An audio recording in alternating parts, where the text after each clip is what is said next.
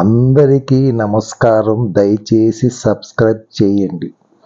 మన ఆంధ్రప్రదేశ్ ఎన్నికల మీద మన రాష్ట్రములో కానీ మన దేశములో కానీ విదేశాలలో కానీ ఎన్ని సర్వేలు చేసినా మన రాష్ట్ర ఎన్నికల విజయాన్ని నిర్ధారించేది మహిళలు, పల్లెల్లో నివసించు ఓటర్లు మాత్రమే అని అందరూ కలిపి చెప్పారు.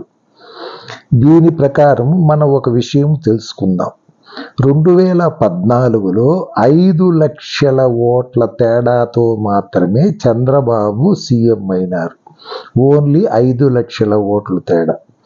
2019లో 33 లక్షల ఓట్ల తేడాతో జగన్ సీఎం అయినారు. 33 లక్షలు 5 ఎక్కడ 33 ఎక్కడ అంటే 28 లక్షలు అధికంగా జగన్ ఓట్లు తెచ్చుకున్నాడు. అందుకే జగన్కు 151, చంద్రబాబుకు 23, జనసేనకు 1 వచ్చిందప్పుడు.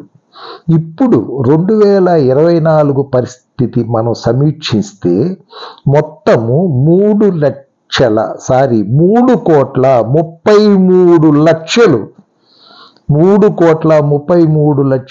ఓట్లు పోలైంది. అంటే పోయినసారి కన్నా ఈసారి 12 లక్షల ఓట్లు అధికంగా మహిళలు పోల్ చేసి ఉన్నారు. అదే విధముగా 124 పల్లెలు ఉన్న అసెంబ్లీ నియోజకవర్గాలలో పోలింగు అధికముగా జరిగి ఉన్నది. 27 పట్టణ నియోజకవర్గాలలో మాత్రమే పోలింగ్ అధికం జరిగినది. అంటే పల్లెలలో ఉన్న నియోజకవర్గాలలో 124 నియోజకవర్గాలు అధికంగా పోలింగ్ జరిగితే పట్టణాల్లో 27 పోలింగ్ నియోజకవర్గాలు మాత్రమే ఎక్కువ పోలింగ్ జరిగింది. 27 ఎక్కడ 124 ఎక్కడ? పెద్ద తేడా ఉంది. అది కాకుండా మహిళలు 12 లక్షల మంది పోయినసారి కన్నా ఈసారి అధికంగా ఓటేసి ఉన్నారు. మనకు చెప్పిన సర్వేల ప్రకారం అన్ని మహిళలు, పల్లెల ఓటర్లు మాత్రమే నిర్ధారిస్తారని చెప్పారు కదా. దీని ప్రకారము ఈ పడ్డ మహిళల ఓట్లు, పల్లెలలో నివసించు వారి ఓట్లు మొత్తం గంప గుత్తగా జగన్కే పడింది.